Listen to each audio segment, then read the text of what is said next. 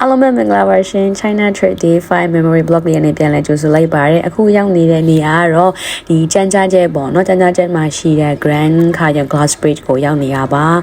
အရန်ကိုမှစိတ်လှုပ်ရှားစရာကောင်းတဲ့ခီးစဉ်တစ်ခုပေါ့เนาะဒီနေ့ရဲ့ခီးစဉ်ကတော့ Adventure ခီးစဉ်တစ်ခုပါဘာလို့လဲဆိုလို့ရှင်အမြင့်အရန်ကိုကြောက်တဲ့ကျမကကို challenge လုပ်တဲ့ရက်ပေါ့เนาะ zip line နေစီးမယ်ဒီ Glass Bridge ပေါ်ကနေဖြတ်ရှောက်မယ်ဒီရှုခင်းတွေကိုကြည့်မယ်ပေါ့เนาะပထမဆုံးစချင်းကတော့အရန်ကြောက်တော့ဘေးပါနေရှောက်နေတဲ့အချိန်မှာဒီကျန်းကျန်းမှာရှိတဲ့ဒီ China Guide ပေါ့เนาะတိုး guide ကနေပြီးတော့သူကူညီပေးမယ်ဆိုပြီးတော့နှစ်ယောက်လက်ကင်ပြီးတော့ရှောက်ကြတာပေါ့เนาะ Glass Bridge ပေါ်ကနေပြီးတော့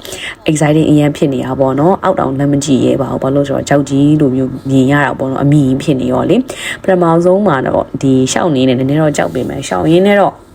ရှုခင်းကြည့်လိုက်စကားပြောလိုက်နေဆိုတော့နည်းနည်းလေးတော့စိတ်ချမ်းသာတာတယ်နည်းနည်းလေးရှောက်ကြတာအဆင်ပြေပါပေါ့ဘယ်ဘက်ကြည့်ညာဘက်ကြည့်အရန်ကိုစိမ့်ဆို့နေတဲ့တောင်တန်းတွေကိုမြင်ရတဲ့အတွက်လည်းအရန်ကိုမှ healing ဖြစ်တယ်ပေါ့နော်ဒီနေ့ရဲ့ဒီ highlight ကတော့ zip line စီးတာပေါ့နော် zip line စီးမှာပါဒါမစီးခင်ပြောနေရပါခုကတော့စီးပါပြီမျက်နှာယုံမြင်သိပါတယ်ဒီမှာရန်ဟိုမှာကြောက်နေရဲ့အနေထားတစ်ခုဖြစ်နေရပါပေါ့နော်ဒါ zip line စီးပါတယ်អော်လိုက်တာဆိုတာလေအတန်လေးနောင်ဝင်ပါတယ်ဒါကတော့ zip line စီးပြီးတဲ့အခါမှာတော့နောက်ပေါ့နော်ဒီမှန်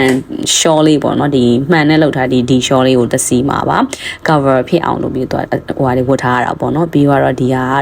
zip line စီးပြီးတော့ခုန glass bridge ကိုပြန်လာတဲ့အပြန်လမ်းပေါ့နော်ပြီးတော့ညီမတို့ဒီ glass bridge ပေါ်ပြန်မရောက်ခင်မှာကဒီ zip line စီးပြီးတော့တောင်အောက်ကိုအရင်ရောက်သွားတယ်တောင်အောက်မှာကျတော့သူကဒီ lake ရှိတယ်ပေါ့နော်ရေကန်အဲ့ဒီ lake ကကျတော့ဒီသူတို့ဘယ်လိုပြောပြရမလဲထိန်းသိမ်းထားတာနေ့တော်ကြာပြီဖြစ်တဲ့သဘာဝဒီရေကန်လို့လည်းပြောလို့ရတယ်ပေါ့နော်အနက်ကြီးလို့လည်းပြောတယ်ဒီရေကန်ကို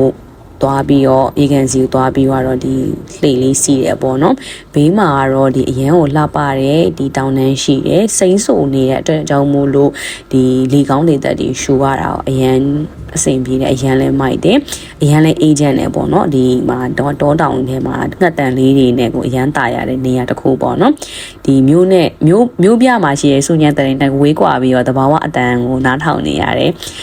ခဏတာပျော်ရွှင်မှုပေါ့နော်စိတ်ကိုအနာပေးရပါအဲ့ဒါစီးပြီးသွားတဲ့အချိန်မှာ outside elevator စီးပြီးတော့အပေါ်ပြန်တက်ပါတယ်ပြီးသွားလို့ရှိရင်ခုန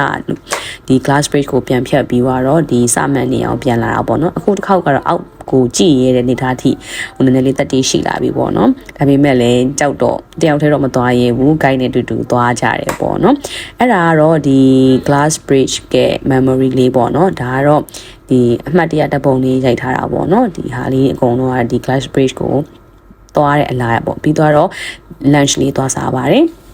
lunch လေးက late lunch လေးတော့ဖြစ်သွားတာပေါ့နော်နောက်တစ်ခုကကျတော့ Baofeng Lake ကိုထပ်ပြီးတော့သွားပါတယ်ဒီ Baofeng Lake ကလည်းဒီတရုတ်ပြည်မှာဆိုလို့ရှိရင်ဒါတဘောဟာလောက်ထိသိမ်းထားတဲ့ဒီတောတောင်နီပြည်တစ်ခုပေါ့နော်ဒီ Baofeng Lake ဆိုတာကလည်း